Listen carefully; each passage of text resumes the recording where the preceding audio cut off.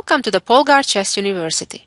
In this lesson, I have the pleasure to share with you a favorite old game of mine that I played in Brussels, Belgium in 1985, and the game has a theme when a king gets stuck in the middle. I started out by playing d4, my opponent responded with d5, c4, c6, and that is the initiation of the Slav defense, where white now has a choice whether to play knight c3, knight f6, and now knight f3, allowing the Slav, which would start with now black capturing the pawn on c4, or instead not allow that and play e3, which I did in the game, and now we're pretty much entering the Meran. At this point, black still has an option to play the Schlechter variation and develop the kingside bishop by fianchettoing it and playing g6, bishop g7, which leads to a solid game, although a bit passive for black. Most common is to play e6 in this position to rather develop the bishop on the other diagonal, and now we're in a standard regular Meran defense. Knight f3, knight bd7. This is perhaps the most popular opening nowadays against white's king-pawn start. And here white has again several choices. The most natural thing to do is to develop the kingside bishop to get ready to castle. Interestingly enough, a line that starts with now white playing queen c2, kind of delaying the development of the bishop on one hand, hoping that if black would now capture on c4, then the white bishop would recapture there on c4 without wasting any time. Also, on the other hand, white has in mind to play e4, and the white also prevented the black knight from jumping to e4. What's most interesting is that after a natural response such as bishop d6, the unusual-looking g4 move is quite reasonable. White has played it successfully in many games, including Garry Kasparov's. I don't want to get into much detail of the opening theory of this line. I'm just pointing out that this is a very interesting alternative for white. It's certainly not winning for white, but it gives an unusually complicated and unbalanced game, which is rare to see in the Meran or in general in Queen's Gambit or Queen's Pawn openings. So if you like to play a bit more aggressively, this is a line for you to check out on the white side. In the actual game I'm about to show, I played differently. I played the standard developing move, bishop to d3 after knight d7, bishop to d3. And my opponent, using the moment that I have just moved my bishop to d3, was happy to trade the pawns on c4 and then forcing my bishop to recapture. By the way, if black doesn't do that right away, then I'd be happy to play e4 against a regular bishop developing move, let's say to d6 or e7. White would be ready to gain some space advantage by playing e4, e3 to e4. But the game itself continued with pawn captures, the standard idea for black, and now immediately b5, attacking the bishop. So what black was waiting for, white to make a bishop move first, so then after the exchange on c4, the bishop needs to lose time by moving again and again. Right now, this b5 move on one hand attacks the white bishop, but at the same time somewhat leaves the c6 pawn behind. And therefore, if black is not careful, that pawn can become the target of attack. And that is why black typically, after white moves the bishop, would try to play a6 to protect the b5 pawn, so then black would be able to play c5. This is a crossroad where the white bishop can go to three reasonable squares, to b3, d3, or e2, and all of them are playable. Most commonly experimented with was moving to d3, but the other two moves are certainly playable alternatives. In my career, I experimented quite a good number of times by playing bishop e2, which is certainly not better than the other two options, but perhaps not much worse either, and has the advantage that usually the opponents are less prepared for the less frequently tried moves. My opponent in this game responded by playing bishop to b7, and then I was ready to advance my e-pawn, and that is the whole idea of this line, to quickly get to play e4 and e5. If now black ignores the situation and just develops, for example, then white gets a rather significant advantage after playing e5, and for example knight d5, white is ready to exchange knights. Now the c-pawn or the e-pawn can either capture back, because the b5 pawn is not really hanging right now due to the queen a5 fork. However, we can see that the black bishop on b7 has a rather sad future looking into the wall of pawns on d5. In the meantime, white has space advantage on the king's side due to the advanced e5 pawn.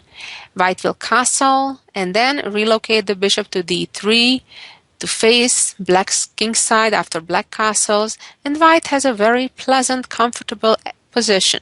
Both white can choose to try to attack on the king's side, and also white can choose to play strategically and try to get an outpost on c5 and play that way. Black, on the other hand, doesn't have much future. White has no weaknesses, and black will be pretty much on the defense for the rest of the game. Let's go back just a few moves and see how the game continued, where my opponent played b4, which is certainly the best option instead of bishop e7 in this position, to play b4. This immediately challenges the validity of my last move, playing e4, as if now I would move my knight away from the attack, the pawn on e4 would be falling. Of course, I was prepared for this idea, and the game plan was to now counterattack and play e5. If now the black knight moves, then everything is pretty good for white, similarly to what we saw in the last variation after bishop e7. So, of course, the big question is what happens after pawn captures on c3. Naturally, I want to capture the most valuable piece I can, the knight on f6. And now this is an interesting moment where black can follow this exciting I capture, you capture business, or simply capture back on f6, and then things kind of calm down after pawn captures on c3. I think I would recommend the later, to play knight f6 right now, rather than what my opponent tried. Pawn captured on b2, and now I have to be very careful. My rook is obviously hanging in the corner, so is my bishop, as well as the pawn on f6. If I recapture on b2, I end up losing a pawn because black just will capture knight f6. So the game plan was to go for it, and fg7. Now black has the opportunity to capture my rook in the corner. Of course, they would need to count on me doing the same. Pawn captures the black rook in the corner on h8. In fact, I have had several games like that, which were all extremely pleasant memories. I won most of those games within the next 10-15 moves. But in this game, my opponent chose the better bishop takes pawn.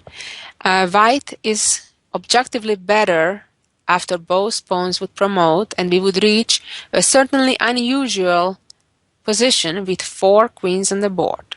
So from black's perspective, it's a better idea not to go for that and play bishop g7.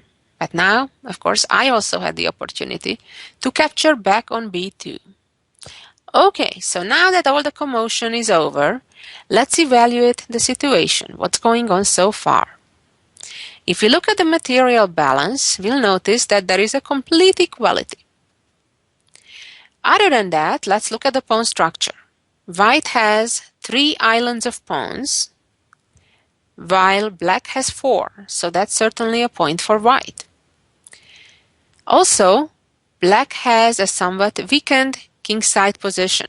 That is, if black chooses to castle to the king's side, it certainly would not mean that the king has achieved safety. Why? Because they lack the g6 pawn.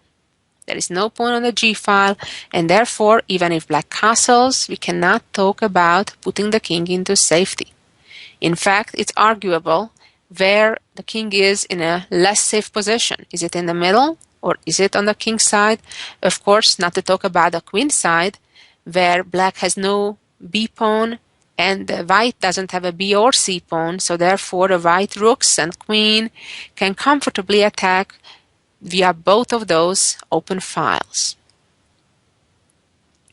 Black played queen a5 check, which is certainly an interesting move. It puts white in front of a challenge. Generally, moving the king and giving up the right to castle is not a good idea. So other than that, the other two options are to block the check with the queen or with the knight.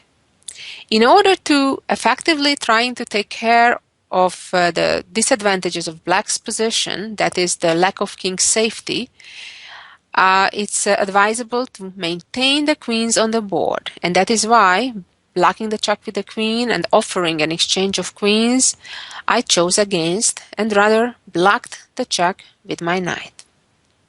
After knight a2, black of course could castle, and then white would castle as well.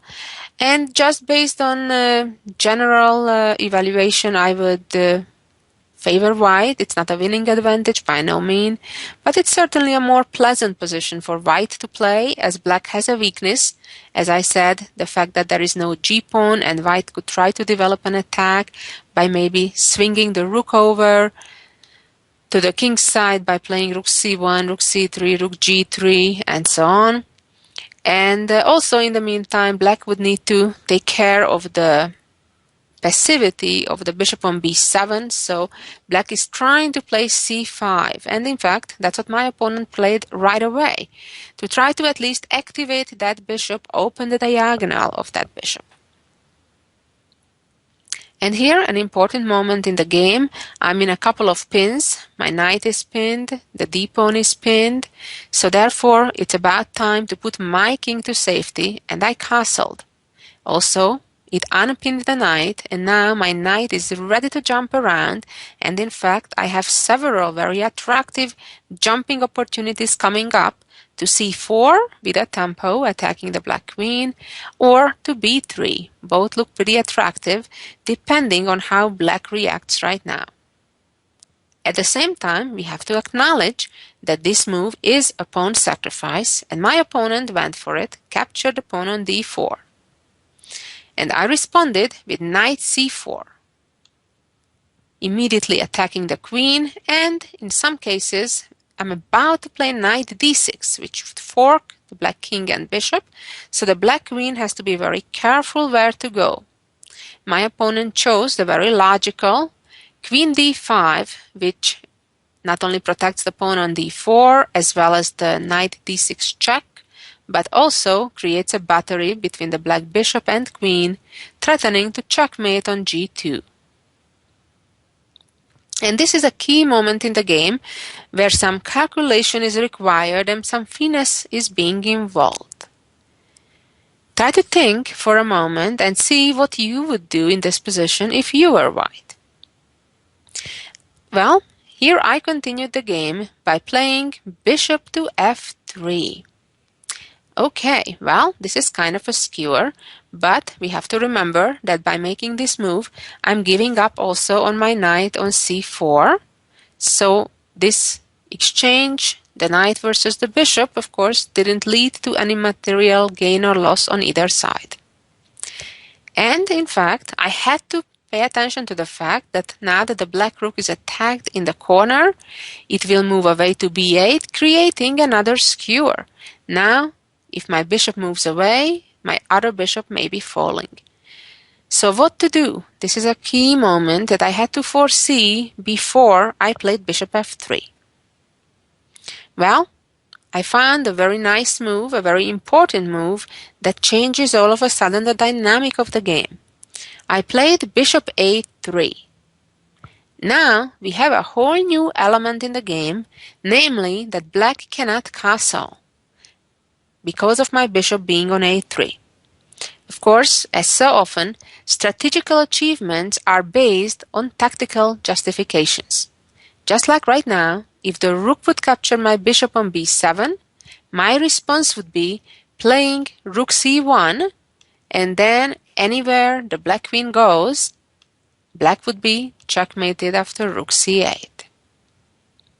So based on this little tactic, I achieved something important strategically, the fact that now the black king is unable to castle.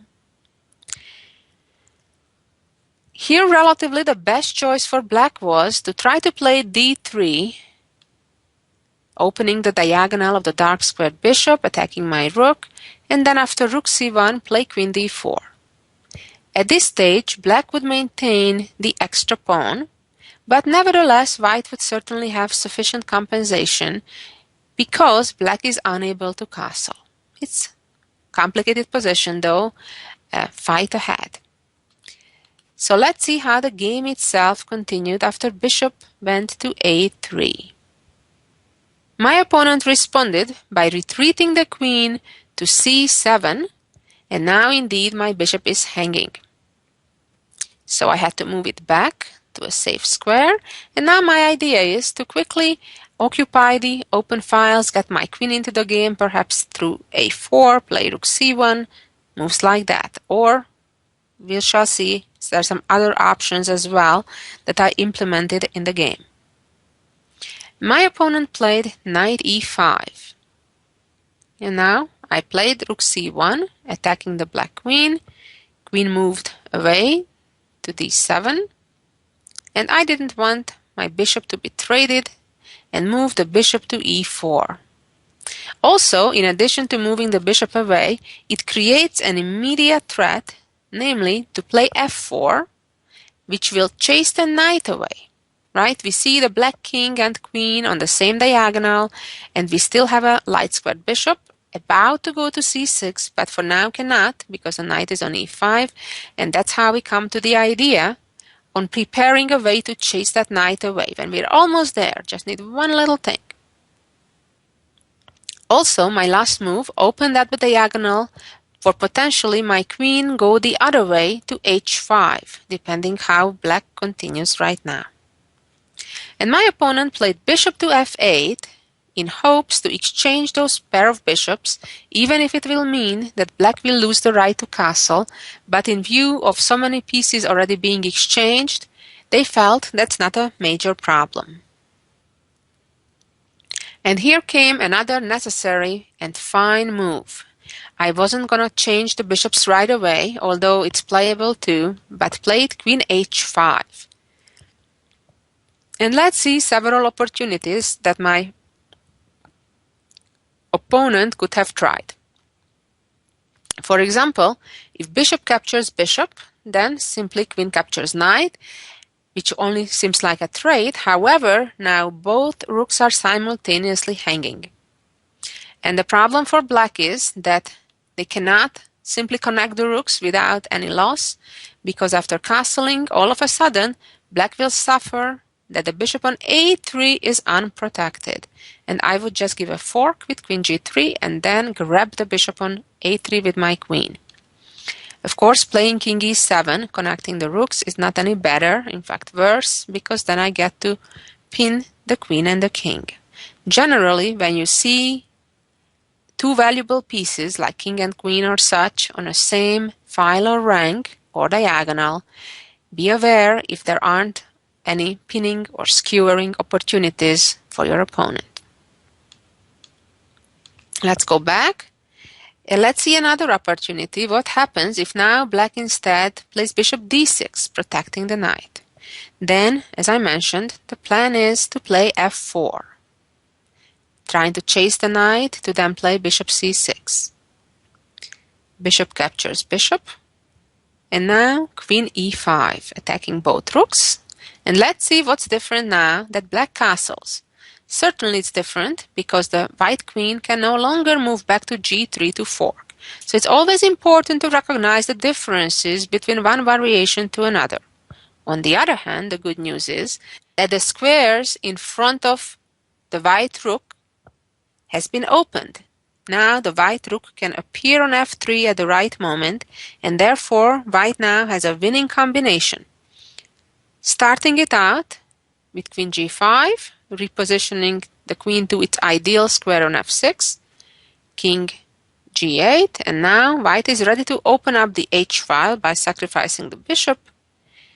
Again, repositioning the queen to its ideal square now on g-file, making sure the black king is stuck to the h-file, and then finally bring the rook out and win the game. Let's go back again to the actual game. Queen h5, and now black continued by playing rook b5, protecting the knight. We can see the lack of coordination between the black pieces. The king is in the middle, the bishop and the rook in the king side are undeveloped. The rook is in a weird place on b5, and now it smells that we're ready for some kind of tactic, and we are. I traded bishops on f8. Doesn't matter how black recaptures. I'm ready to play bishop c6 and convert my positional advantage to material advantage. Knight captured on c6, and the queen swings over to b5, attacking the knight. Knight moved to d8. Here I could trade queens, however it's not to my best interest because the black king is still in an unsafe position, so therefore I'd rather keep the queens on the board for now. My opponent was trying to insist to trade queens, and here I was ready to trade because it meant further material gain. Now I can play either rook c7 and win the a7 pawn, although rook c8 looks quite attractive as well, because now black must move back with the knight into the pin. And then I can bring my other rook, and white is certainly in an easily winning position. And now let's see the jewel of the week. Here we go. In this endgame, it seems that white is in serious trouble. Black is up a whole entire rook, and normally the way the game would continue, white would advance the pawn, and then black would play rook a8, and white would try to bring the king to h7 to support the pawn to promote, and then black would go after the b5 pawn or immediately push the f pawn up, and basically the pawn promotes, the rook captures the new queen, king captures the rook, and black simply with the extra f pawn just runs away and wins easily the game. Try to think, what did Rink had in mind how to save the game for white? I bet you'll get quite a fulfillment for finding the right solution here. And the answer is, advance the pawn right away. Hey, but what's with that? The rook can just capture it. Very true, but now white is ready with another beautiful move. Knight takes f6, forking black's king and rook, and when knight captures back, here we are in stalemate. What a beautiful escape, composed by Rink. Well, I hope you enjoyed my game. That gave you some ideas, perhaps to play against the Slav or Maran. Gave you some ideas why not to keep the king in the open for too long, or on the other note, if your opponent does, what are the things to do to take advantage of it? Thank you for listening. So long until next week.